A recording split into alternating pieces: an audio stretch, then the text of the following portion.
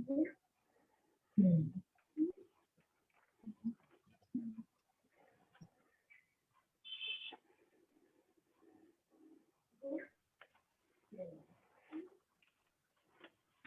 ਸਤਿ ਸ਼੍ਰੀ ਅਕਾਲ ਦੋਸਤੋ, ਕਹਾਣੀ ਪਾਠ ਦੇ ਅੱਜ ਦੇ ਪ੍ਰੋਗਰਾਮ ਵਿੱਚ ਤੁਹਾਡਾ ਹਾਰਦਿਕ ਸਵਾਗਤ ਹੈ। ਕਹਿੰਦੇ ਨੇ ਮਾਂ ਹੁੰਦੀ ਏ ਮਾਂ, ਉਹ ਕਰਮਾਂ ਵਾਲਿਓ ਦੀ ਆਖਤ। ਅੱਜ ਮੈਂ ਮਾਂ ਦਿਵਸ ਤੇ ਤੁਹਾਨੂੰ ਸਭ ਨੂੰ ਮਾਂ ਦਿਵਸ ਦੀਆਂ ਢੇਰ ਸਾਰੀਆਂ ਮੁਬਾਰਕਾਂ ਦਿੰਦੀ ਹਾਂ। ਅੱਜ ਦਾ ਆਪਣਾ ਕਹਾਣੀ ਪਾਠ ਦਾ ਪ੍ਰੋਗਰਾਮ ਮਾਵਾਂ ਨੂੰ ਸਮਰਪਿਤ ਹੈ। ਪ੍ਰੋਗਰਾਮ 'ਚ ਅੱਗੇ ਵਧਣ ਤੋਂ ਪਹਿਲਾਂ ਮੈਂ ਇੱਕ ਬਹੁਤ ਹੀ ਪਿਆਰੀ ਜਿਹੀ ਖੂਬਸੂਰਤ ਰਚਨਾ ਤੁਹਾਨੂੰ ਸੁਣਾਉਂਦੀ ਹਾਂ। ਲਿਖਾਰੀ ਕਹਿੰਦਾ ਹੈ, ਮਾਂ, ਮੈਂ ਸਮੇਂ ਦੇ ਨਾਲ ਅੱਗੇ ਵਧਦਾ ਰਿਹਾ, ਪਰ ਮੇਰਾ ਪਰਛਾਵਾਂ ਪਿੱਛੇ ਨੂੰ ਢਲਦਾ ਰਿਹਾ। ਸੁਰ ਦੇ ਨਾਲ ਤਾਲ ਮਿਲਦੀ ਰਹੀ, ਪਰ ਆਵਾਜ਼ ਦੇ ਗਮ ਹੋਰ ਗੂੜੇ ਹੁੰਦੇ ਗਏ। ਮਾਂ ਦੀ ਆਵਾਜ਼ ਵੀ ਉਹੀ ਏ, ਚਿਹਰਾ ਵੀ, ਪਰ ਉਸਦਾ ਦਿਮਾਗ ਤੇ ਕੋਈ ਕਾਬੂ ਨਹੀਂ ਏ। ਉਹ ਮਾਂ ਜਿਹਦਾ ਨਾਮ ਹੈ ਰੱਬ, ਅੱਜ ਗੁੰਮ ਹੈ, ਗੁੰਮ ਹੈ, ਗੁੰਮ ਹੈ। ਦਿਲ ਵਿੱਚ ਉਬਾਲ ਦੱਬੀ, ਅੱਜ ਚੁੱਪ ਹੈ, ਚੁੱਪ ਹੈ, ਚੁੱਪ ਹੈ। ਜ਼ਮਾਨਾ ਬਦਲ ਗਿਆ, ਯੁੱਗ ਦੀ ਸੋਚ ਵੀ ਬਦਲ ਗਈ, ਪਰ ਉਹ ਜਗ ਜਨਨੀ ਅੱਜ ਵੀ ਉੱਥੇ ਹੈ, ਖੜੀ ਖੜੋਤੀ ਜਿਵੇਂ ਕਿੱਕਰ ਵਿੱਚ ਉਜਾੜਾ। ਮੈਂ ਸ਼ਾਇਰੀ ਵਿੱਚ ਲਿਖੇ ਦਰਦਾਂ ਨੂੰ ਲੁਕਾਉਂਦਾ ਫਿਰਦਾ ਹਾਂ, ਕਿਤੇ ਕੋਈ ਇਸ ਨੂੰ ਪੜ੍ਹੇ ਤਾਂ ਹੱਸੇ ਨਾ। ਇੱਕ ਵਾਰ ਮਾਂ ਨੇ ਪੜ੍ਹੀ, ਉਹ ਵੀ ਇਸ ਨੂੰ ਵਾਰ-ਵਾਰ ਪੜ੍ਹੇ ਕਿ ਮੇਰੇ ਪੁੱਤ ਨੂੰ ਕੀ ਦੁੱਖ ਹੈ। ਪੰਜਾਬੀ ਵਿੱਚ ਲਿਖੀ ਉਸਨੂੰ ਵਾਰ-ਵਾਰ ਸਮਝ ਨਾ ਆਵੇ। ਕਿਤਾਬ ਦੇ ਪੰਨਿਆਂ ਤੇ ਡਿੱਗੇ ਹੰਝੂਆਂ ਤੋਂ ਮਾਂ ਨੂੰ ਪਤਾ ਲੱਗਾ ਕਿ ਮੇਰੇ ਪੁੱਤ ਨੇ ਬਿਰਹੋਂ ਵਿੱਚ ਇਹ ਲਿਖੇ ਨੇ। ਉਹ ਵਾਰ-ਵਾਰ ਮੇਰੀ ਕਿਤਾਬ ਸੀਨੇ ਨਾਲ ਲਾਉਂਦੀ ਤੇ ਆਪਣੇ ਆਪ ਨੂੰ ਸਮਝਾਉਂਦੀ। ਫਿਰ ਉਹ ਮੈਨੂੰ ਸਮਝਾਉਂਦੀ, ਪੁੱਤਰਾ, ਸਾਥ ਛੱਡਣ ਵਾਲੇ ਛੱਡ ਗਏ, ਪਰ ਸਮੇਂ ਨੇ ਤੇਰਾ ਸਾਥ ਨਹੀਂ ਛੱਡਿਆ। ਤੂੰ ਬਹੁਤ ਅੱਗੇ ਜਾਏਗਾ, ਬਹੁਤ ਜ਼ਿਆਦਾ। ਇਹ ਸੀ ਅੱਜ ਮਾਂ ਦਿਵਸ ਤੇ ਇੱਕ ਮਾਂ ਨੂੰ ਸਮਰਪਿਤ ਰਚਨਾ, ਜਿਸ ਦਾ ਰਚੇਤਾ ਬਹੁਤ ਹੀ ਉਦਾਸ ਇੱਕ ਪੁੱਤਰ ਹੈ, ਜੋ ਪਰਦੇਸੀ ਬਣਿਆ ਵਕਤ ਦੀਆਂ ਮਾਰਾਂ ਸਹਿੰਦਾ ਆਪਣੀ ਬਿਮਾਰ ਮਾਂ ਤੋਂ ਦੂਰ ਰਹਿ ਰਿਹਾ ਹੈ। ਜਿਸ ਦਾ ਵੱਸ ਚੱਲੇ ਤਾਂ ਉਹ ਤੁਰੰਤ ਉਡਾਰੀ ਮਾਰ ਆਪਣੀ ਮਾਂ ਦੀ ਗੋਦ 'ਚ ਸਿਰ ਧਰ ਉਸਦੇ ਪੈਰੀ ਪੈ ਆਪਣਾ ਜੀਵਨ ਬਤੀਤ ਕਰ ਦੇਵੇ। ਪਰ ਹਾਲੇ ਉਸਦਾ ਵਕਤ ਬੇਈਮਾਨ ਹੈ। ਉਸਨੂੰ ਇੰਤਜ਼ਾਰ ਕਰਨਾ ਪੈ ਰਿਹਾ ਹੈ ਤੇ ਮਾਂ ਦੀ ਲੰਮੀ ਉਮਰ ਦੀਆਂ ਅਰਦਾਸਾਂ।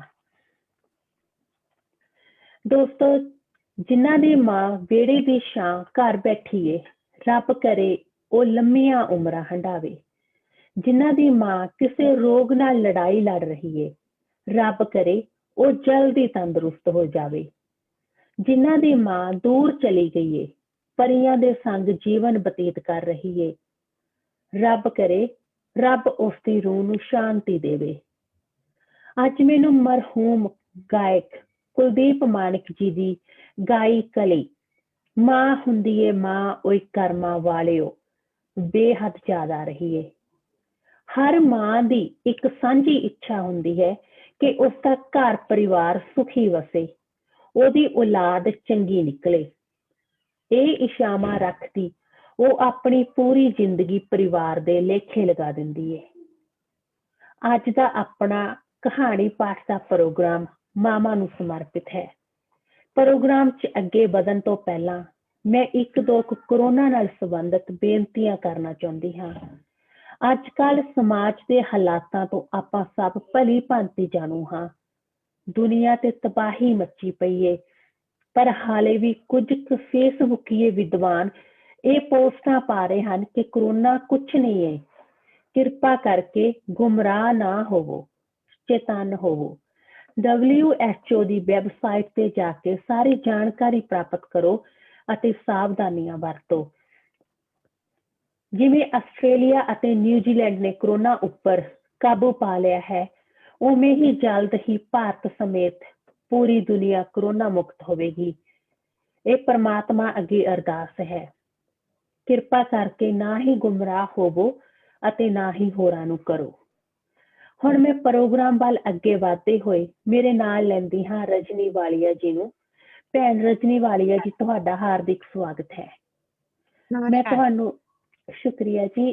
ਤੁਹਾਨੂੰ ਵੀ ਮਾਂ ਦਿਵਸ ਦੀਆਂ ਢੇਰ ਸਾਰੀਆਂ ਮੁਬਾਰਕਾਂ। ਸ਼ੁਕਰੀਆ ਜੀ, ਬਹੁਤ ਧੰਨਵਾਦ ਜੀ ਤੁਹਾਨੂੰ ਵੀ ਸਾਰਿਆਂ ਨੂੰ। ਕਹਿੰਦੇ ਨੇ ਵੈਸੇ ਮਾਂ ਦਾ ਤਾਂ ਪੂਰਾ ਸਾਲ ਹੀ ਹੁੰਦਾ ਆ, ਮਾਂ ਨੂੰ ਇੱਕ ਦਿਨ ਆਪਾਂ ਸਮਰਪਿਤ ਨਹੀਂ ਕਰ ਸਕਦੇ। ਉਹ ਮਾਂ ਜਿਹਨੇ 9 ਮਹੀਨੇ ਕੁੱਖ ਦੇ ਵਿੱਚ ਆਪਣੇ ਬੱਚੇ ਨੂੰ ਰੱਖ ਕੇ ਜਨਮ ਦਿੱਤਾ, ਉਹਨੂੰ ਅਸੀਂ ਇੱਕ ਦਿਨ ਦੇ ਨਾਲ ਬੰਨ ਨਹੀਂ ਸਕਦੇ। ਤੇ ਕਹਿੰਦੇ ਨੇ ਕਿ ਸਮੁੰਦਰ ਦੇ ਪਾਣੀ ਦੀ ਵੀ ਸ਼ਾਹੀ ਬਣਾ ਲਓ ਤਾਂ ਵੀ ਮਾਂ ਦੇ ਬਾਰੇ ਚ ਉਹਨਾਂ ਨਹੀਂ ਲਿਖਿਆ ਜਾ ਸਕਦਾ, ਉਹਨਾਂ ਨੂੰ ਸਮਰਪਿਤ ਕੀਤਾ ਜਾ ਸਕਦਾ। ਪਰ ਫਿਰ ਵੀ ਇੱਕ ਦਿਨ ਜੋ ਅੱਜ ਮਾਵਾਂ ਲਈ ਰੱਖਿਆ ਗਿਆ ਹੈ, ਕਾਸ਼ ਜਿੰਨੀ ਕੇਅਰ, ਜਿੰਨੀ ਪੋਸਟਾਂ ਦੇ ਵਿੱਚ ਅੱਜ ਮਾਂ ਦੇ ਉੱਪਰ ਪਿਆਰ ਦਿਖਾਇਆ ਜਾ ਰਿਹਾ ਹੈ, ਕਾਸ਼ ਸਾਰਾ ਸਾਲ ਹੀ ਇਵੇਂ ਦਿਖਾਇਆ ਜਾਵੇ। ਬਿਲਕੁਲ ਭੈਣ ਜੀ, ਮੇਰੀ ਅੱਜ ਤੁਹਾਨੂੰ ਬੇਨਤੀ ਹੈ ਕਿ ਤੁਸੀਂ ਆਪਣੀ ਕੋਈ ਕਹਾਣੀ, ਕੋਈ ਰਚਨਾ ਪ੍ਰੋਗਰਾਮ ਦੀ ਸ਼ੁਰੂਆਤ ਦੇ ਵਿੱਚ ਤੁਸੀਂ ਪੇਸ਼ ਕਰੋ ਅਤੇ ਬਾਅਦ ਦੇ ਵਿੱਚ ਤੁਹਾਡੀ ਅਤੇ ਆਪਣੇ ਦੋਸਤਾਂ ਦੀ ਇਜਾਜ਼ਤ ਦੇ ਨਾਲ ਮੈਂ ਆਪਣੀ ਰਚਨਾ ਤੁਹਾਡੇ ਰੂਬਰੂ ਕਰਾਂਗੀ। ਮਾਂ ਦੇ ਉੱਤੇ ਹੀ ਸਮਰਪਿਤ ਹੈ ਮੇਰੀ ਕਹਾਣੀ, ਦੋ ਗੁੱਤਾਂ। ਉਸਨੂੰ ਬਹੁਤ ਸ਼ੌਂਕ ਸੀ ਦੋ ਗੁੱਤਾਂ ਦਾ, ਲੰਬੇ ਵਾਲਾਂ ਦਾ। 5 ਭੈਣ ਭਰਾਵਾਂ ਵਿੱਚੋਂ ਉਹ ਤੀਜੇ ਨੰਬਰ ਤੇ ਸੀ। ਮੰਮੀ ਪਾਪਾ ਦੋਨੋਂ ਅਧਿਆਪਕ ਸਨ। ਭਾਰੀ ਕਬੀਲਦਾਰੀ, ਸਾਈਕਲ ਤੇ ਨੌਕਰੀ ਲਈ ਜਾਣਾ ਤੇ ਘਰ ਆ ਕੇ ਚੁੱਲ੍ਹੇ ਤੇ ਰੋਟੀ ਪਾਣੀ ਕਰਨਾ ਮਾਂ ਲਈ ਬੜਾ ਔਖਾ ਸੀ। ਇਸ ਲਈ ਉਹ ਮਹੀਨੇ ਬਾਅਦ ਐਤਵਾਰ ਨੂੰ ਨਾਈ ਬੁਲਾ ਕੇ ਸਾਰੇ ਬੱਚਿਆਂ ਦੇ ਵਾਲ ਕਟਾ ਛੱਡਦੀ। ਘੱਟੋ ਘੱਟ ਗੁੱਤਾਂ ਕਰਨ ਦਾ ਸਮਾਂ ਤਾਂ ਬਚ ਜਾਂਦਾ। ਪਰ ਰੀਆ ਨੂੰ ਐਤਵਾਰ ਆਉਂਦਾ ਨਾਈ ਜਲਾਦ ਵਾਂਗ ਲੱਗਦਾ, ਜੋ ਉਸਦੇ ਵਾਲਾਂ ਦਾ ਕਤਲ ਕਰ ਦਿੰਦਾ ਸੀ। ਦਿਲ ਵਿੱਚ ਕਚੀਚੀ ਵੱਟ ਕੇ ਰਹਿ ਜਾਂਦੀ ਰੀਆ, ਪਰ ਉਹ ਬੇਵਸ ਤੇ ਲਾਚਾਰ ਸੀ। ਮਾਂ ਕਿੰਨੀ ਮਤਲਬੀ ਹੈ, ਆਪਣੀ ਨੌਕਰੀ ਲਈ ਸਾਡੇ ਵਾਲਾਂ ਦਾ ਕਤਲ ਕਰ ਦਿੰਦੀ ਹੈ। ਅਕਸਰ ਰੀਆ ਮਨੋ ਮਨ ਸੋਚਦੀ। ਉਸਨੂੰ ਬਿਲਕੁਲ ਚੰਗਾ ਨਾ ਲੱਗਦਾ ਜਦੋਂ ਉਸਦੀ ਕਲਾਸ ਦੀਆਂ ਬਾਕੀ ਕੁੜੀਆਂ ਵਾਲਾਂ ਨੂੰ ਗੁੰਦ ਕੇ ਰੀਬਨ ਪਾ ਕੇ ਆਉਂਦੀਆਂ। ਮਾਂ ਆਪਣੀ ਜਗ੍ਹਾ ਸਹੀ ਸੀ, ਪਰ ਧੀ ਨੂੰ ਵੀ ਉਹਨਾਂ ਹਾਲਾਤਾਂ ਨੂੰ ਸਮਝਣ ਦੀ ਸਮਝ ਅਜੇ ਨਹੀਂ ਸੀ। ਮਾਂ ਸਵੇਰੇ ਸਵਖਤੇ ਉੱਠਦੀ, ਸਾਰਿਆਂ ਲਈ ਖਾਣਾ ਤਿਆਰ ਕਰਦੀ ਤੇ ਜਲਦੀ ਜਲਦੀ ਤਿਆਰ ਹੋ ਸਾਈਕਲ ਚੁੱਕ ਕੇ ਆਪਣੇ ਸਕੂਲ ਲਈ ਤੁਰ ਪੈਂਦੀ। ਰੀਆ ਮਨੋ ਮਨ ਝੂਰਦੀ ਤੇ ਪਤਾ ਨਹੀਂ ਕਿਉਂ ਅਕਸਰ ਉਸਦੇ ਮਨ ਵਿੱਚ ਆਉਂਦਾ ਕਿ ਕੋਈ ਨਾ, ਹੁਣ ਤਾਂ ਮੈਂ ਬੇਵਸ ਹਾਂ, ਮਜਬੂਰ ਹਾਂ, ਕੁਝ ਨਹੀਂ ਕਰ ਸਕਦੀ। ਪਰ ਦੇਖਣਾ, ਜੇ ਮੇਰੀ ਧੀ ਹੋਈ ਨਾ ਤਾਂ ਸਾਰੇ ਚਾਅ ਪੂਰੇ ਕਰੂੰ। ਆਪਣੇ ਵਾਲ ਨਾ ਵਧਾ ਸਕੀ, ਪਰ ਆਪਣੀ ਧੀ ਦੇ ਲੰਬੀਆਂ ਲੰਬੀਆਂ ਗੁੱਤਾਂ ਕਰੂੰ। ਇਹ ਸੋਚਦਿਆਂ ਉਹ ਮਾਂ ਵੱਲ ਕੌੜਾ ਜਿਹਾ ਝਾਕਦੀ। ਮਾਂ, ਤੁਸੀਂ ਆਪਣੀ ਨੌਕਰੀ ਦੀ ਖਾਤਰ ਸਾਡੇ ਵਾਲ ਕਿਉਂ ਨਹੀਂ ਵਧਾਉਣ ਦਿੰਦੇ? ਕਿਉਂ ਨਹੀਂ ਮੇਰੀਆਂ ਗੁੱਤਾਂ ਕਰਦੇ? ਕਿਉਂ ਕਿਉਂ? ਉਹ ਇਹ ਨਾ ਸਮਝਦੀ ਕਿ ਜੇ ਅੱਜ ਮਾਂ ਨੌਕਰੀ ਨਾ ਕਰਦੀ ਹੈ ਤਾਂ ਹੀ ਉਹਨਾਂ ਦੀ ਆਰਥਿਕ ਹਾਲਤ ਸੁਧਰ ਸਕੀ ਹੈ। ਮਾਂ ਦੀ ਮਜਬੂਰੀ ਉਸਦੀ ਸਮਝ ਤੋਂ ਪਰੇ ਸੀ। ਉਹ ਨਾ ਸਮਝਦੀ ਕਿ ਜੇ ਅੱਜ ਮਾਂ ਨੌਕਰੀ ਕਰ ਰਹੀ ਹੈ ਤਾਂ ਹੀ ਉਹ ਅੱਗੇ ਜਾ ਕੇ ਪੜ੍ਹ ਸਕਣਗੀਆਂ, ਕਿਉਂਕਿ ਇਹ ਗੱਲਾਂ ਸਮਝਣ ਦੀ ਉਸਦੀ ਉਮਰ ਨਹੀਂ ਸੀ ਤੇ ਇਹ ਗੱਲਾਂ ਵਕਤ ਹੀ ਸਮਝਾ ਸਕਦਾ ਹੈ। ਸਮਾਂ ਬੀਤਦਿਆਂ ਪਤਾ ਹੀ ਨਾ ਲੱਗਾ, ਰੀਆ ਵੀ ਪੜ੍ਹ ਲਿਖ ਕੇ ਸਕੂਲ ਵਿੱਚ ਅਧਿਆਪਕਾ ਲੱਗ ਗਈ। ਅਧਿਆਪਕ ਲੜਕੇ ਨਾਲ ਹੀ ਉਸਦੀ ਸ਼ਾਦੀ ਹੋ ਗਈ। ਕਹਿੰਦੇ ਨੇ ਕਿ ਇਤਿਹਾਸ ਆਪਣੇ ਆਪ ਨੂੰ ਦੁਹਰਾਉਂਦਾ ਹੈ। ਹੁਣ ਸਵੇਰੇ ਘਰ ਦੇ ਕੰਮ ਧੰਦੇ ਨਿਬੇੜ ਸਕੂਲ ਜਾਣ ਦੀ ਕਾਹਲੀ ਹੁੰਦੀ। ਰੀਆ ਘਰ ਧੀ ਦਾ ਜਨਮ ਹੋਇਆ। ਸਮਾਂ ਪਾ ਕੇ ਧੀ ਨੂੰ ਸਕੂਲ ਭੇਜਣਾ ਸੀ। ਸਵੇਰ ਦੀ ਕਾਹਲੀ ਵਿੱਚ ਇੰਨਾ ਵਕਤ ਹੀ ਨਾ ਹੁੰਦਾ ਕਿ ਧੀ ਦੀਆਂ ਗੁੱਤਾਂ ਗੁੰਦ ਸਕੇ। ਹੁਣ ਐਤਵਾਰ ਧੀ ਦੇ ਵਾਲ ਕਟਵਾ ਰਹੀ ਰੀਆ ਸਮਝ ਚੁੱਕੀ ਸੀ ਮਜਬੂਰੀਆਂ, ਭਾਵਨਾਵਾਂ, ਹਾਲਾਤਾਂ ਨੂੰ, ਤੇ ਸਮਝ ਚੁੱਕੀ ਸੀ ਕਿ ਮਾਂ ਨੌਕਰੀ ਆਪਣੀ ਖਾਤਰ ਨਹੀਂ, ਸਾਡੇ ਭਵਿੱਖ ਖਾਤਰ ਕਰਦੀ ਸੀ। ਪਰ ਹੁਣ ਇਹ ਗੱਲ ਉਹ ਆਪਣੀ ਧੀ ਨੂੰ ਸਮਝਾ ਪਾਏਗੀ ਕਿ ਨਹੀਂ? ਇਹ ਸੋਚ ਰੀਆ ਦੀਆਂ ਅੱਖਾਂ ਵਿੱਚੋਂ ਵਗ ਰਹੇ ਅਥਰੂ ਉਸਦੀ ਧੀ ਦੇ ਕੱਟੇ ਹੋਏ ਵਾਲਾਂ ਉੱਪਰ ਡਿੱਗ ਪਏ। ਵਾਹ ਜੀ ਵਾਹ ਭੈਣ ਜੀ, ਉਹ ਬਹੁਤ ਹੀ ਖੂਬਸੂਰਤ ਕਹਾਣੀ ਸੀ ਤੁਹਾਡੀ। ਬਿਲਕੁਲ ਧੀਆਂ ਮਾਵਾਂ ਤੋਂ ਹੀ ਸਿੱਖਦੀਆਂ ਨੇ। ਜਦੋਂ ਆਪ ਧੀਆਂ ਹੁੰਦੀਆਂ ਨੇ ਤਾਂ ਲੱਗਦਾ ਕਿ ਮੇਰੀ ਮਾਂ ਇਹ ਇੰਜ ਕਿਉਂ ਬੋਲਦੀ ਹੈ, ਇੰਜ ਕਿਉਂ ਕਰਦੀ ਹੈ ਨਾ। ਤੇ ਉਦੋਂ ਬਿਲਕੁਲ ਪਰ ਜਦੋਂ ਧੀ ਆਪ ਮਾਂ ਬਣਦੀ ਆ ਤਾਂ ਕਿਤੇ ਜਾ ਕੇ ਸਮਝ ਪੈਂਦੀ ਹੈ ਕਿ ਹਾਂ, ਮਾਂ ਨੇ ਜੋ ਕੀਤਾ ਸਹੀ ਕੀਤਾ, ਤੇ ਜੋ ਉਹ ਕਰਦੀ ਰਹੀ ਹੈ ਉਹ ਸਹੀ ਕਰਦੀ ਰਹੀ ਹੈ। ਤੇ ਬਿਲਕੁਲ ਤੁਸੀਂ ਜਦੋਂ ਇਹ ਅਹਿਸਾਸ ਹੁੰਦੇ ਆ ਤਾਂ ਬਹੁਤ ਟਾਈਮ ਬਹੁਤ ਲੰਘ ਚੁੱਕਿਆ ਹੁੰਦਾ ਆ। ਬਟ ਕਹਿੰਦੇ ਨਾ ਕਿ ਅਹਿਸਾਸ ਲੈਣ ਲਈ, ਫੀਲਿੰਗਸ ਲੈਣ ਲਈ ਕਈ ਵਾਰ ਆਪ ਉਹਨਾਂ ਹਾਲਾਤਾਂ ਵਿੱਚੋਂ ਗੁਜ਼ਰਨਾ ਪੈਂਦਾ ਆ। ਤੇ ਬਹੁਤ ਸਾਰੀਆਂ ਜਿਹੜੀਆਂ ਬੱਚੀਆਂ ਆ ਉਹ ਇਸੇ ਕਰਕੇ ਹਾਲਾਤਾਂ ਵਿੱਚੋਂ ਜਦੋਂ ਗੁਜ਼ਰਦੀਆਂ ਉਦੋਂ ਹੀ ਸਮਝ ਆਉਂਦੀ ਉਹਨਾਂ ਨੂੰ ਕਿ ਕਿੰਨਾ ਬਿਲਕੁਲ ਜੀ। ਹਾਲਾਤਾਂ ਦੇ ਵਿੱਚ ਸਾਡੀ ਪਰਵਰਿਸ਼ ਹੋਈ ਆ। ਇੱਕ ਤੁਸੀਂ ਬਹੁਤ ਹੀ ਖੂਬਸੂਰਤ ਕੋਟ ਇਹਦੇ ਵਿੱਚ ਵਰਤੀ ਹੈ ਕਿ ਕਹਿੰਦੇ ਨੇ ਨਾ, ਇਤਿਹਾਸ ਆਪਣੇ ਆਪ ਨੂੰ ਦੁਹਰਾਉਂਦਾ ਆ। ਤਾਂ ਜਦੋਂ ਆਪਾਂ ਇਤਿਹਾਸ ਦਾ ਨਾਮ ਲੈਂਦੇ ਆ ਤੇ ਆਪਣੇ ਦਿਮਾਗ 'ਚ ਚੱਲਦਾ ਕਿ ਉਹ ਪਤਾ ਨਹੀਂ ਜੋ ਜੰਗ ਦਾ ਮਾਹੌਲ ਹਨਾ ਜੋ ਹੁੰਦਾ। ਪਰ ਇਤਿਹਾਸ ਸਿਰਫ ਉਹੀ ਨਹੀਂ ਹੁੰਦਾ, ਹਰ ਇੱਕ ਚੀਜ਼ ਦਾ ਇਤਿਹਾਸ ਹੁੰਦਾ। ਰਿਸ਼ਤਿਆਂ ਦਾ ਵੀ ਇਤਿਹਾਸ ਹੁੰਦਾ ਆ। ਜੋ ਕੁਛ ਇੱਕ ਪਿਤਾ ਕਰਦਾ ਆ, ਅੱਗੇ ਜਾ ਕੇ ਪੁੱਤਰ ਉਹ ਤੋਂ ਸਿੱਖ ਕੇ ਅੱਗੇ ਉਹੀ ਕੁਛ ਦੁਹਰਾਉਂਦਾ ਆ। ਤੇ ਜੇਕਰ ਕਹਿੰਦੇ ਨੇ ਕਿ ਕਿਸੇ ਕੁੜੀ ਦਾ ਦੇਖਣਾ ਹੋਵੇ ਕਿ ਕੁੜੀ ਕਿਹੋ ਜਿਹੀ ਹੋਊਗੀ, ਉਹਦਾ ਮਿਜਾਜ ਕਿਹੋ ਜਿਹਾ ਹੋਊ, ਆਦਤਾਂ ਕਿਹੋ ਜਿਹੀਆਂ ਹੋਣਗੀਆਂ, ਤਾਂ ਉਹਦੀ ਮਾਂ ਵੱਲ ਦੇਖੋ ਕਿ ਉਹ ਕਿਹੋ ਜਿਹੀ ਆ, ਉਹਦੇ ਕਾਰ ਵਿਹਾਰ ਕਿਹੋ ਜਿਹੇ ਨੇ, ਉਹ ਕਿੰਨੀ ਕੁ ਸ਼ਕੀਨਣ ਆ। ਉਹੋ ਜਿਹੀ ਹੀ ਉਹ ਆਦਤਾਂ ਆਟੋਮੈਟਿਕਲੀ ਇੱਕ ਕੁੜੀ ਦੇ ਵਿੱਚ ਹੁੰਦੀਆਂ ਨੇ। ਤੇ ਇਹੀ ਤੁਸੀਂ ਇੱਕ ਡਿਫਰੈਂਟ ਤਰੀਕੇ ਦੇ ਨਾਲ ਇੱਕ ਬਹੁਤ ਹੀ ਖੂਬਸੂਰਤ ਰਚਨਾ ਸਾਡੇ ਅੱਗੇ ਪੇਸ਼ ਕੀਤੀ ਹੈ। ਤੇ ਇੱਕ ਬਹੁਤ ਹੀ ਸਿੱਖਿਅਕ ਕਹਾਣੀ ਸਾਨੂੰ ਸੁਣਾਈ ਹੈ ਭੈਣ ਜੀ। ਉਹ ਤੁਹਾਨੂੰ ਇੱਕ ਦਾਤ ਦੇਣੀ ਬਣਦੀ ਆ। ਸ਼ੁਕਰੀਆ ਸ਼ੁਕਰੀਆ ਜੀ। ਭੈਣ ਜੀ, ਹੁਣ ਮੈਂ ਤੁਹਾਨੂੰ ਆਪਣੀ ਲਿਖੀ ਇੱਕ ਕਹਾਣੀ ਸੁਣਾਉਣ ਦੀ ਇਜਾਜ਼ਤ ਚਾਹੁੰਦੀ ਹਾਂ। ਜ਼ਰੂਰ ਤੇ ਜ਼ਰੂਰ। ਹਾਂਜੀ ਅਤੇ ਮੈਨੂੰ ਪੂਰਨ ਆਸ ਹੈ ਕਿ ਤੁਸੀਂ ਗੌਰ ਦੇ ਨਾਲ ਸੁਣੋਗੇ। ਤੁਸੀਂ ਸਾਰੇ ਗੌਰ ਦੇ ਨਾਲ ਸੁਣੋਗੇ। ਕਹਾਣੀ ਇਸ ਪ੍ਰਕਾਰ ਹੈ। ਮੱਘਰ ਸਿਉ ਨੇ ਡੇਅਰੀ 'ਚ ਦੁੱਧ ਪਾ ਘਰ ਮੁੜਦੇ ਨੇ ਬੂਹਾ ਟੱਪਿਆਈ। ਅੱਗੇ ਨਲਕੇ ਤੇ ਬਾਲਟੀਆਂ ਧੋਂਦੀ ਉਸਦੀ ਧੀ ਉਤਸੁਕਤਾ ਨਾਲ ਬੋਲੀ, ਪਾਪਾ, ਚਾਚੇ ਹੋਰਾਂ ਦਾ ਫੈਮਿਲੀ ਗਰੁੱਪ 'ਚ ਸੰਦੇਸ਼ ਆਇਆ ਕਿ ਉਹ ਅਗਲੇ ਐਤਵਾਰ ਪਰਿਵਾਰ ਸਣੇ ਆ ਰਹੇ। ਉਹ ਹਾਲੇ ਆਪਣੇ ਪਰਦੇਸੀ ਚਾਚੇ ਦੇ ਮੁੜ ਵਤਨੀ ਆਉਣ ਦੀ ਖੁਸ਼ਖਬਰ ਦੇ ਹੀ ਰਹੀ ਸੀ ਕਿ ਫੈਮਿਲੀ ਗਰੁੱਪ 'ਚ ਉਸਦੀ ਬੰਬੇ ਰਹਿੰਦੀ ਭੂਆ ਨੇ ਵੀ ਹਫ਼ਤੇ ਭਰ ਲਈ ਪਿੰਡ ਆਉਣ ਦਾ ਸੰਦੇਸ਼ ਕਰ ਦਿੱਤਾ। ਉਹਦੇ ਪਿੱਛੇ ਲਾਗੇ ਸ਼ਹਿਰ ਰਹਿੰਦੇ ਦੂਸਰੇ ਚਾਚੇ ਨੇ ਵੀ ਅਗਲੇ ਹਫ਼ਤੇ ਘਰ ਆਉਣ ਦੀ ਯੋਜਨਾ ਦੱਸੀ। ਮੱਘਰ ਸਿਉ ਦੀ ਧੀ ਨੂੰ ਦਾਦਕੇ ਇਕੱਠੇ ਹੋਣ ਦਾ ਚਾਅ ਚੜ੍ਹ ਗਿਆ। ਉਹ ਉਤਸੁਕਤਾ ਨਾਲ ਫੈਮਿਲੀ ਗਰੁੱਪ 'ਚ ਆਏ ਸਾਰੇ ਸੰਦੇਸ਼ ਆਪਣੇ ਮਾਪਿਆਂ ਨੂੰ ਸੁਣਾਉਣ ਲੱਗੀ। ਉਹਦੇ ਚਿਹਰੇ ਤੇ ਜਿੰਨਾ ਖੁਸ਼ੀ ਦਾ ਜਲੌ ਸੀ, ਉਸਦੇ ਮਾਪਿਆਂ ਦੇ ਮੱਥੇ ਤਿਉੜੀਆਂ ਪੈ ਗਈਆਂ। ਮਾਪਿਆਂ ਦੇ ਪਰੇਸ਼ਾਨ ਹੋਣ ਦਾ ਕਾਰਨ ਉਸਦੇ ਸਮਝੋਂ ਬਾਹਰ ਸੀ। ਫਿਰ ਵੀ ਝਿੜਕਾਂ ਪੈ ਜਾਣ ਦੇ ਡਰੋਂ ਉਹ ਮਾਪਿਆਂ ਨੂੰ ਇਕੱਲੇ ਛੱਡ ਬਾਹਰਲੇ ਘਰ ਕੰਮ ਕਰਨ ਚਲੀ ਗਈ। ਇਕੱਲੇ ਬੈਠਿਆਂ ਮੱਘਰ ਸਿਉ ਤੇ ਉਸਦੀ ਪਤਨੀ 'ਚ ਗੱਲਾਂ ਛਿੜ ਪਈਆਂ। ਆਪਣੀ ਕੁੜੀ ਤਾਂ ਭੋਲੀ ਆ, ਮੈਨੂੰ ਪਤਾ ਉਹ ਸਾਰੇ ਕਿਉਂ ਆ ਰਹੇ ਆ। ਮੱਘਰ ਦੀ ਪਤਨੀ ਮਨਜੀਤ ਨੇ ਖਿੱਚ ਕੇ ਕਿਹਾ। ਕਿਉਂ? ਮੱਘਰ ਨੇ ਪੁੱਛਿਆ। ਅਗਲੇ 2 ਹਫ਼ਤਿਆਂ ਤੱਕ ਸੌਣ ਦੀ ਸੰਗਰਾਂਦ ਦਾ ਮਤਲਬ ਆਪਣੀ ਬੇਬੇ ਦੀ ਪਹਿਲੀ ਵਰਸੀ। ਉਹਦੇ ਸੰਸਕਾਰ ਤੇ ਤਾਂ ਬੰਬੇ ਵਾਲੀ ਤੇ ਬਾਹਰਲੇ ਪਹੁੰਚੇ ਨਾ, ਹੁਣ ਵਰਸੀ ਮਨਾ ਕੇ ਖੇਖਣ ਕਰਨਗੇ। ਮੇਰੇ ਤੋਂ ਲਿਖ ਕੇ ਲੈ ਲਾ, ਮਨਜੀਤ ਨੇ ਅੱਖਾਂ ਉਤਾਂਹ ਨੂੰ ਚੜਾਉਂਦਿਆਂ ਕਿਹਾ। ਹਾਂ, ਮੈਨੂੰ ਵੀ ਐਵੇਂ ਹੀ ਲੱਗਦਾ। ਆਪਾਂ ਵੀ ਫਿਰ ਉਹਨਾਂ ਤੋਂ ਅੱਗੇ ਆ। ਮੈਂ ਗੁਰਦੁਆਰੇ ਦੇ ਭਾਈਏ ਨਾਲ ਗੱਲ ਕਰ ਹਾਲ 'ਚ ਬੇਬੇ ਦੇ ਨਾਂ ਦੇ ਪੱਖੇ ਲਗਵਾ ਦਿੰਦਾ ਤੇ ਨਾਲੇ ਪਾਰਕ 'ਚ ਮੇਜ਼ ਲਗਵਾ ਕੇ ਉਹਨਾਂ ਤੇ ਬੇਬੇ ਦਾ ਨਾਂ ਤੇ ਆਪਣਾ ਨਾਂ ਲਿਖਵਾ ਦਿੰਦਾ ਕਿ ਮੇਰੇ ਦੁਆਰਾ ਸੇਵਾ ਕਰਾਈ ਗਈ। ਸਾਰੇ ਜਣੇ ਗੁਰੂ ਘਰ ਤਾਂ ਜਾਣਗੇ, ਸਭ ਨੂੰ ਦਿਖ ਜਾਊ ਕਿ ਮਾਈ ਦੀ ਯਾਦ 'ਚ ਆਪਾਂ ਕੀ ਕੁਝ ਕੀਤਾ। ਆਪਣੇ ਨੰਬਰ ਬਣਨਗੇ ਉਹ ਅਲੱਗ, ਸਾਰੇ ਪਿੰਡ 'ਚ ਸ਼ੋਭਾ ਵਧੂ ਉਹ ਵੱਖ।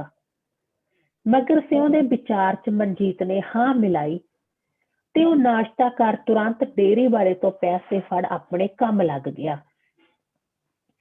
ਸਵਰਗਵਾਸੀ ਮਾਈ ਦੇ ਬਾਹਰਲੇ ਪੁੱਤ ਨੇ ਉਹਦੇ ਨਾਮ ਤੇ ਗੁਰੂ ਘਰ ਸੋਨੇ ਦੇ ਪੱਤਰ ਦਾਨ ਕਰਨ ਲਈ ਮਾਇਆ ਜੋੜ ਲਈ ਸੀ। ਬੰਬਿਓ ਮਾਈ ਦੀ ਧੀ ਨੇ ਗੁਰੂ ਘਰ ਦੀ ਪਾਰਕ 'ਚ ਮਾਈ ਦਾ ਬੁੱਤ ਲਗਾਉਣ ਲਈ ਤਿਆਰ ਕਰਵਾ ਲਿਆ ਤੇ ਲਾਗਲੇ ਪਿੰਡ ਰਹਿੰਦਾ ਉਹਦਾ ਪੁੱਤ ਹਾਲੇ ਵੀ ਸ਼ਸ਼ੋ ਪੰਜ 'ਚ ਸੀ ਕਿ ਮੈਂ ਕੀ ਅਜਿਹਾ ਕਰਾਂ ਕਿ ਮੇਰੀ ਸਸਤੇ 'ਚ ਹੀ ਸ਼ੋਭਾ ਵੱਧ ਜਾਵੇ। ਕਰਦੇ ਕਰਾਉਂਦਿਆਂ 2 ਹਫ਼ਤੇ ਬੀਤ ਗਏ। ਉਹ ਘੜੀ ਆ ਹੀ ਗਈ ਜਿਹਦਾ ਸਭ ਨੂੰ ਬੇਸਬਰੀ ਨਾਲ ਇੰਤਜ਼ਾਰ ਸੀ। ਮਾਈ ਦੀ ਬਰਸੀ ਤੇ ਗੁਰੂ ਘਰ ਪਾਠ ਰਖਵਾਇਆ ਗਿਆ। ਸਭ ਨੇ ਆਪਣੀ ਔਕਾਤ ਮੁਤਾਬਿਕ ਇੱਕ ਦੂਜੇ ਤੋਂ ਵੱਧ ਕੇ ਦਾਨ ਪੁੰਨ ਦਾ ਦਿਖਾਵਾ ਕੀਤਾ, ਪਰ ਲਾਗਲੇ ਸ਼ਹਿਰ ਰਹਿੰਦੇ ਮਾਈ ਦੇ ਮੁੰਡੇ ਨੇ ਕੋਈ ਦਾਨ ਨਾ ਕੀਤਾ, ਬਸ ਹਾਜ਼ਰੀ ਭਰੀ। ਉਹ ਸਭ ਦੀਆਂ ਅੱਖਾਂ 'ਚ ਰੜਕ ਰਿਹਾ ਸੀ ਕਿ ਤੂੰ ਕੋਈ ਦਾਨ ਕਿਉਂ ਨਾ ਕੀਤਾ। ਸਭ ਸਮਝਣ ਦੇ ਬਾਵਜੂਦ ਉਹ ਚੁੱਪ ਰਿਹਾ। ਉਸਨੂੰ ਆਪਣੇ ਭਰਾਵਾਂ ਤੇ ਭੈਣ ਨੂੰ ਮਿਲਣ ਦਾ ਇੰਨਾ ਚਾਅ ਸੀ ਕਿ ਉਹ ਉਹਨਾਂ ਦਾ ਨਫ਼ਰਤ ਭਰਿਆ ਵਿਵਹਾਰ ਆਸਾਨੀ ਨਾਲ ਨਜ਼ਰਅੰਦਾਜ਼ ਕਰ ਗਿਆ। ਸ਼ਾਮਾਂ ਨੂੰ ਮਾਈ ਦੀ ਵਰਸੀ ਦੇ ਪ੍ਰੋਗਰਾਮ ਤੋਂ ਜਦੋਂ ਸਭ ਵਿਹਲੇ ਹੋਏ ਤਾਂ ਪਿੰਡ ਦਾ ਡਾਕੀਆ ਘਰ ਆਇਆ। ਕਿਉਂ ਭਾਈ, ਘਰ ਹੀ ਹੋ ਸਾਰੇ? ਉਹਨੇ ਆਉਂਦਿਆਂ ਹੀ ਪੁੱਛਿਆ। ਹਾਂ ਚਾਚਾ, ਘਰ ਹੀ ਆ। ਦੇਖ, ਮਾਈ ਦੇ ਜਾਣ ਤੋਂ ਬਾਅਦ ਪਹਿਲੀ ਵਾਰ ਘਰ ਰੌਣਕ ਲੱਗੀ। ਮੱਘਰ ਸਿਉ ਨੇ ਉਤਲੇ ਜਿਹੇ ਮਨੋਂ ਕਿਹਾ। ਵਾਹਿਗੁਰੂ ਸੁੱਖ ਰੱਖੇ, ਕਦੇ ਇਹਨਾਂ ਰੌਣਕਾਂ ਦੇ ਰੰਗ ਫਿੱਕੇ ਨਾ ਪੈਣ। ਕਹਿੰਦਾ ਡਾਕੀਆ ਮੰਜਾ ਡਾ ਬੈਠ ਗਿਆ ਤੇ ਉਹਨੇ ਮੱਘਰ ਸਿਉ ਸਣੇ ਉਹਦੇ ਸਾਰੇ ਪਰਿਵਾਰ ਨੂੰ ਇਕੱਠੇ ਹੋ ਕੇ ਬੈਠਣ ਦੀ ਗੱਲ ਕਹੀ। ਡਾਕੀਏ ਦੀ ਗੱਲ ਮੰਨ ਸਭ ਉਸਦੇ ਆਲੇ ਦੁਆਲੇ ਹੋ ਕੇ ਬੈਠ ਗਏ। ਦੇਖੋ ਭਾਈ, ਜਦੋਂ ਤੁਹਾਡੀ ਬੀਬੀ ਬਾਵਾ ਹੀ ਬਿਮਾਰ ਸੀ, ਮੈਂ ਉਹਦਾ ਪਤਾ ਲੈਣ ਗਿਆ ਸਾਂ। ਉਹਨੇ ਭਾਵੁਕ ਹੋ ਕੁਝ ਗੱਲਾਂ ਲਿਖਵਾਈਆਂ ਸਨ ਤੇ ਮੇਰੇ ਤੋਂ ਵਾਅਦਾ ਲਿਆ ਸੀ ਕਿ ਮੈਂ ਤੁਹਾਨੂੰ ਉਦੋਂ ਪੜ੍ਹ ਕੇ ਸੁਣਾਵਾਂ ਜਦੋਂ ਤੁਸੀਂ ਸਾਰੇ ਇਕੱਠੇ ਹੋਵੋ। ਅੱਜ ਉਹਦੀ ਵਰਸੀ ਤੇ ਤੁਸੀਂ ਸਭ ਇਕੱਠੇ ਹੋਏ ਹੋ ਤਾਂ ਮੈਂ ਸੋਚਿਆ ਕਿ ਮੈਂ ਆਪਣੀ ਜ਼ਿੰਮੇਵਾਰੀ ਨਿਭਾ ਕੇ ਇਹਦੇ ਤੋਂ ਮੁਅੱਤਲ ਹੋਵਾਂ। ਸਭ ਧਿਆਨ ਨਾਲ ਸੁਣਨਾ ਕਿ ਉਹਨੇ ਕੀ ਲਿਖਵਾਇਆ ਸੀ।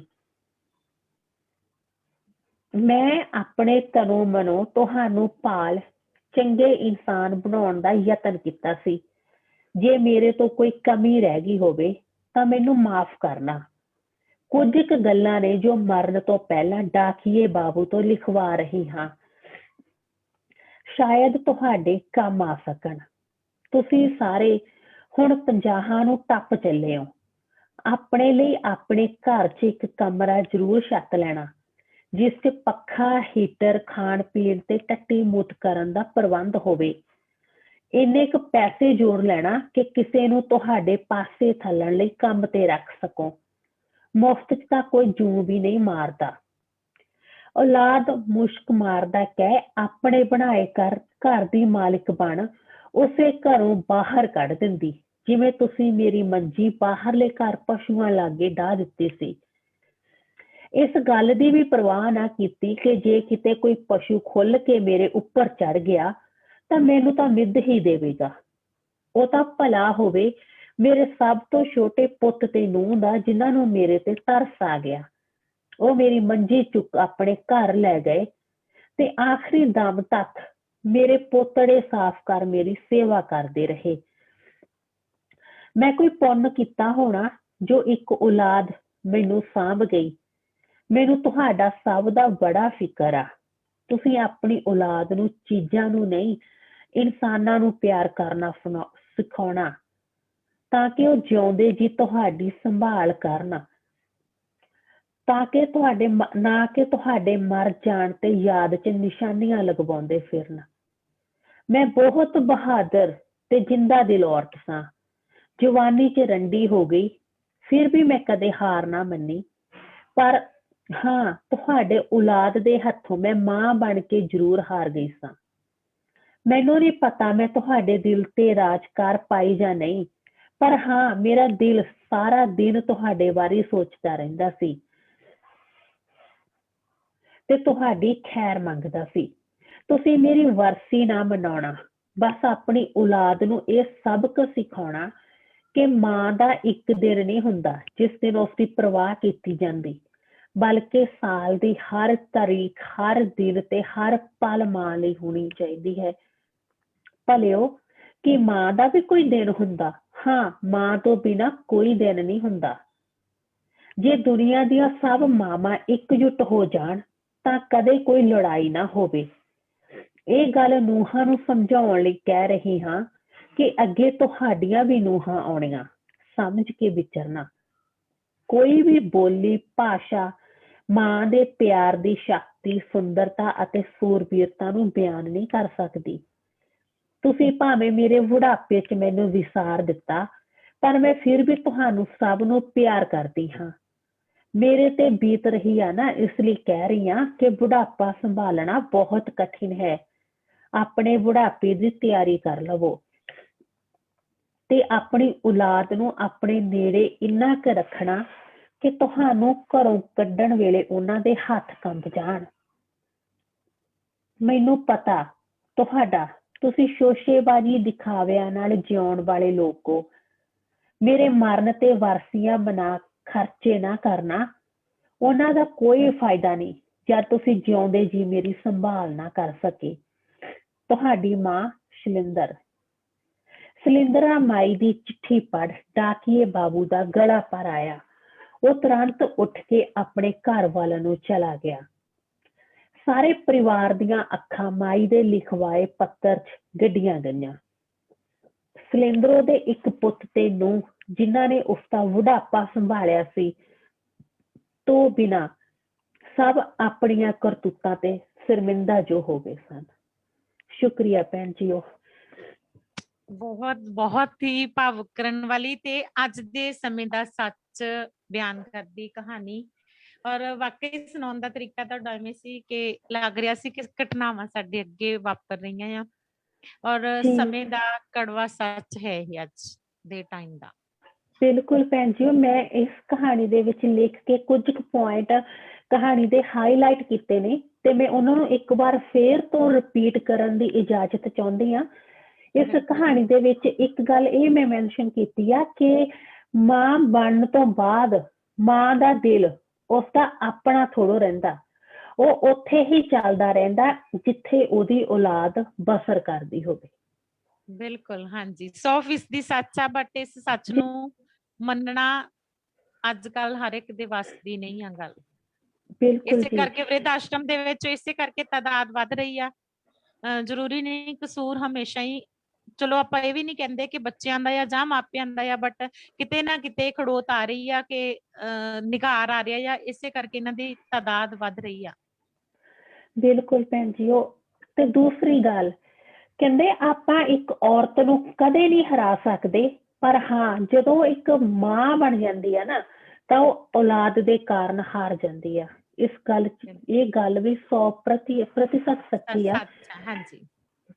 ਤੇ ਇੱਕ ਮਾਂ ਦੇ ਦਿਲ ਦਾ ਬੰਦੇ ਨੂੰ ਭੇਤ ਨਹੀਂ ਹੁੰਦਾ। ਇੱਕ ਮਾਂ ਦਾ ਇੱਕੋ ਵੇਲੇ ਦਿਲ 100 ਪਾਸੇ ਚੱਲਦਾ ਆ। ਮਾਂ ਮਦਰ ਡੇ ਨਾਲ ਸੰਬੰਧਿਤ ਜਾਂ ਸਿਰਫ ਇੱਕ ਦਿਨ ਲਈ ਹੀ ਮਾਂ ਦਾ ਧਿਆਨ ਨਾ ਰੱਖਿਆ ਜਾਵੇ, ਸਾਲ ਦੀ ਹਰ ਤਾਰੀਖ, ਹਰ ਦਿਨ ਤੇ ਹਰ ਪਲ ਮਾਂ ਲਈ ਹੋਣੀ ਚਾਹੀਦੀ ਹੈ। ਜੇ ਸਭ ਮਾਵਾਂ ਇਕਜੁੱਟ ਹੋ ਜਾਣ ਤਾਂ ਕਦੇ ਵੀ ਕੋਈ ਲੜਾਈ ਨਾ ਹੋਵੇ।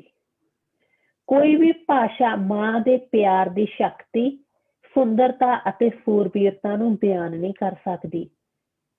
ਸ਼ਾਲਾ ਬ੍ਰਹਿਮੰਡ ਦੀਆਂ ਸਭ ਮਾਵਾਂ ਹਮੇਸ਼ਾ ਖੁਸ਼ ਰਹਿਣ।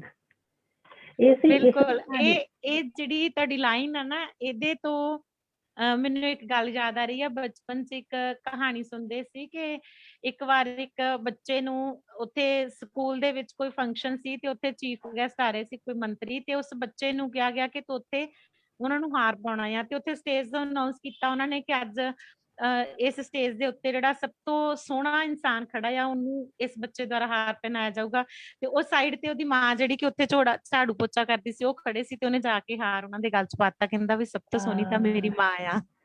ਹਾਏ ਹਾਏ, ਕਿੰਨੀ ਜ਼ਿਆਦਾ ਇਮੋਸ਼ਨਲ ਸਟੋਰੀ ਸੁਣਾਈ ਹੈ ਤੁਸੀਂ। ਤੁਸੀਂ ਸੋਚ ਕੇ ਦੇਖੋ ਕਿ ਵੀ ਮਤਲਬ ਕਿ ਕਿੰਨਾ ਇਮੋਸ਼ਨਲ ਸੀਨ ਹੋਣਾ। ਸੀਰੀਅਸਲੀ ਤੁਹਾਡੇ ਨਾਲ ਇਹ ਜੁੜਦੀ ਹੈ। ਤੁਹਾਡੀ ਲਾਈਨ ਤੋਂ ਮੈਨੂੰ ਯਾਦ ਆਈ ਕਿ ਉਹ ਸਾਰੇ ਤਾੜੀਆਂ ਲਗਾ ਰਹੇ ਆ, ਬਟ ਉਹ ਉਸ ਸਟੇਜ ਦੇ ਉੱਤੇ ਕਿਉਂਕਿ ਜਿਹੜੇ ਨੇਤਾ ਲੋਕ ਆ ਉਹਨਾਂ ਦੀਆਂ ਫੀਲਿੰਗਸ ਕਹਿ ਦਿੰਦੇ ਆ ਇਸ ਚੀਜ਼ ਦੇ ਨਾਲ ਨਹੀਂ ਜੁੜੀਆਂ ਹੁੰਦੀਆਂ, ਬਟ ਇੱਕ ਬੱਚੇ ਦੀਆਂ ਜੁੜੀਆਂ ਹੋਈਆਂ ਸੀ ਕਿ ਉਹ ਕਹਿੰਦਾ ਕਿ ਮੇਰੀ ਮਾਂ ਸਭ ਤੋਂ ਸੋਹਣੀ ਆ, ਉਹਨੇ ਹਾਰ ਜਿਹੜਾ ਸੀ ਉਹਦੇ ਗਲ 'ਚ ਪਾ ਦਿੱਤਾ ਜਾ ਕੇ। ਵਾਹ ਜੀ ਵਾਹ, ਵਾਹ ਜੀ ਵਾਹ। ਸ਼ਾਲਾ ਉਸ ਬੱਚੇ ਦਾ ਆਪਣੀ ਮਾਂ ਦੇ ਨਾਲ ਹਮੇਸ਼ਾ ਪਿਆਰ ਇਸ ਤਰ੍ਹਾਂ ਹੀ ਬਣਿਆ ਰਹੇ।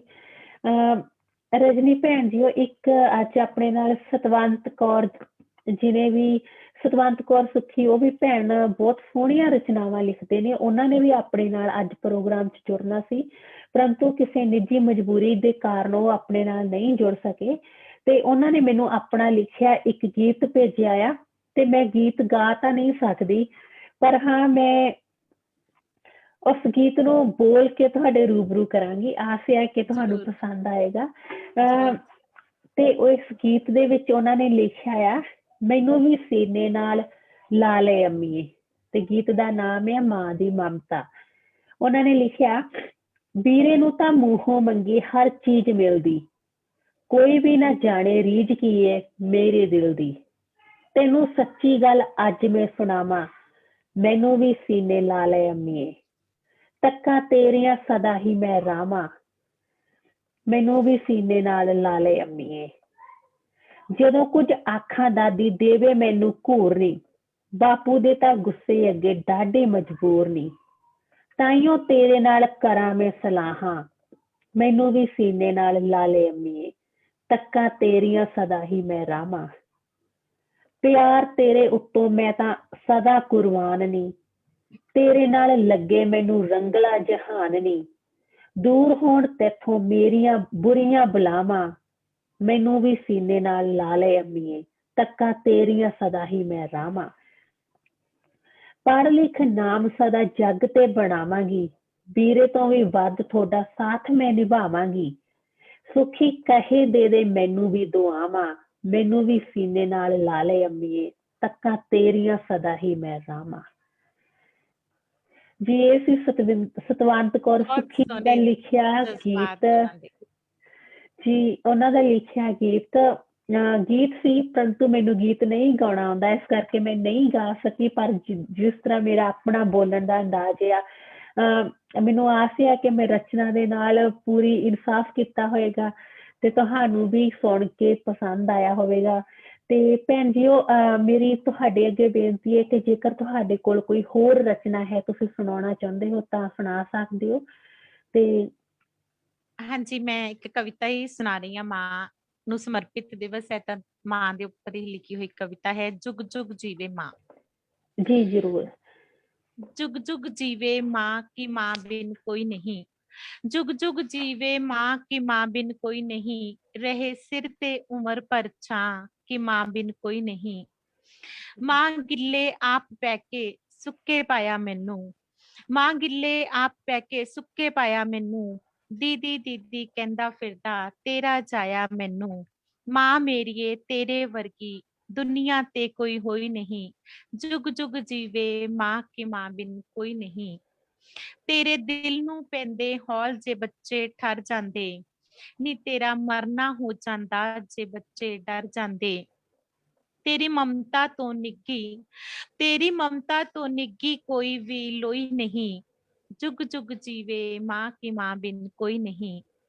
भावें घर तेरा कच्चा दिल तेरा पक्का नहीं। भावें घर तेरा कच्चा दिल तेरा पक्का नहीं। तू ही ताश दा जोकर तू ही यक्का नहीं। ओ केड़ी सी पंड जो साडे लई ढोई नहीं। ओ केड़ी सी पंड जो साडे लई ढोई नहीं। जुग जुग जीवे माँ की माँ बिन कोई नहीं। कनियां आईयां जदों तू सिर तरपाल बनी। कनियां आईयां जदों तू सिर तरपाल बनी। जद अख च आया हंझू तू रुमाल बनी। रजनीए हुंदी मां खुदाई, रजनीए हुंदी मां खुदाई कि ओ अरजोई नहीं। जुग जुग जीवे मां की मां बिन कोई नहीं। जुग जुग जीवे मां की मां बिन कोई नहीं। ਅੱਜ शुक्रिया जी। ਭੈਣੇ, ਬਹੁਤ ਤੁਹਾਡੀ ਕਹਾਣੀ ਵਾਂਗਰ ਇਹ ਵੀ ਰਚਨਾ ਤੁਹਾਡੀ ਬਹੁਤ ਹੀ ਖੂਬਸੂਰਤ ਸੀ ਕਿ ਜੁਗ ਜੁਗ ਜੀਵੇ ਮਾਂ, ਕਿ ਮਾਂ ਬਿਨ ਕੋਈ ਨਹੀਂ। ਬਾਕੀ ਜੀ ਕਹਿੰਦੇ ਨੇ ਕਿ ਮਾਂ ਦੀ ਜਗ੍ਹਾ ਆਪਣੀ ਜ਼ਿੰਦਗੀ ਦੇ ਵਿੱਚ ਕੋਈ ਨਹੀਂ ਲੈ ਸਕਦਾ, ਕਿ ਜਿਨ੍ਹਾਂ ਬੱਚਿਆਂ ਦੀਆਂ ਮਾਵਾਂ ਨਹੀਂ ਹੁੰਦੀਆਂ ਉਹਨਾਂ ਦੇ ਹੱਥ ਦੇ ਵਿੱਚੋਂ ਕਾਂ ਵੀ ਟੁੱਕ ਖੋ ਕੇ ਲੈ ਜਾਂਦੇ ਨੇ। ਬਿਲਕੁਲ ਤੁਹਾਡੀ ਬਿਲਕੁਲ ਜੀ। ਰਚਨਾ ਬਿਲਕੁਲ ਭੈਣੇ, ਇੱਕ ਮਾਂ ਦੀ ਆਪਣੀ ਜ਼ਿੰਦਗੀ 'ਚ ਜੋ ਕੁਛ ਆਪਣੀ ਮਾਂ ਆਪਣੇ ਲਈ ਕਰ ਸਕਦੀ ਹੈ ਉਹ ਬਗਾਨੀ ਔਰਤ ਨਹੀਂ ਕਰ ਸਕਦੀ, ਬਿਲਕੁਲ ਵੀ। ਬਹੁਤ ਹੀ ਇਹਦੇ ਖੂਬਸੂਰਤ। ਉੱਪਰ ਹੀ ਮੈਂ ਲਿਖੀ ਹੋਈ ਹੈ ਰਚਨਾ, ਜਿਹੜੀ ਤੁਸੀਂ ਲਾਈਨ ਬੋਲੀ ਕਿ ਮਾਂ ਨਾ ਹੋਵੇ ਤੇ ਕਾਂ ਵੀ ਟੁੱਕਰ ਖੋਲਣ ਦੇ, ਜੇ ਹਾਂਜੀ ਕੌਣ ਤੇ ਬਿਲਕੁਲ। ਮੈਂ ਬੋਲਾਂ। ਹਾਂਜੀ ਹਾਂਜੀ ਬਿਲਕੁਲ ਭੈਣ ਜੀ। ਮਾਂ ਬਿਨਾ ਤਾਂ ਕਾਂ ਵੀ ਟੁੱਕਰ ਖੋ ਲੈਂਦੇ, ਮਾਂ ਬਿਨਾ ਤਾਂ ਕਾਂ ਵੀ ਟੁੱਕਰ ਖੋ ਲੈਂਦੇ, ਮਾਂ ਦੇ ਗਲ ਲੱਗ ਦੁੱਖ ਵੀ ਹੌਲੇ ਹੋ ਲੈਂਦੇ, ਮਾਂ ਦੇ ਗਲ ਲੱਗ ਦੁੱਖ ਵੀ ਹੌਲੇ ਹੋ ਲੈਂਦੇ, ਮਾਂ ਬਿਨਾ ਤਾਂ ਸੁੰਨੇ ਮਹਿਲ ਮੁਨਾਰੇ ਨੇ, ਮਾਂ ਬਿਨਾ ਤਾਂ ਸੁੰਨੇ ਮਹਿਲ ਮੁਨਾਰੇ ਨੇ, ਮਾਂ ਬਿਨਾ ਤਾਂ ਖਾਲੀ ਖਜ਼ਾਨੇ ਸਾਰੇ ਨੇ, ਕਰਕੇ ਵਸ ਸ਼ਰੀਕ ਖਜ਼ਾਨੇ ਢੋ ਲੈਂਦੇ, ਮਾਂ ਬਿਨਾ ਤਾਂ ਕਾਂ ਵੀ ਟੁੱਕਰ ਖੋ ਲੈਂਦੇ, ਮਾਂ ਨਾਲ ਜਿਹੜੇ ਧੀ ਨੇ ਦੁੱਖ ਵੰਡਾ ਲੈਣੇ, ਮਾਂ ਨਾਲ ਜਿਹੜੇ ਧੀ ਨੇ ਦੁੱਖ ਵੰਡਾ ਲੈਣੇ, ਉਹ ਦੁੱਖ ਮਾਂ ਨੇ ਆਪਣੀ ਝੋਲੀ ਪਾ ਲੈਣੇ, ਮਾਂ ਦੇ ਗਲ ਲੱਗ ਜਦ ਪੋਲੇ ਦਿਲ ਰੋ ਪੈਂਦੇ,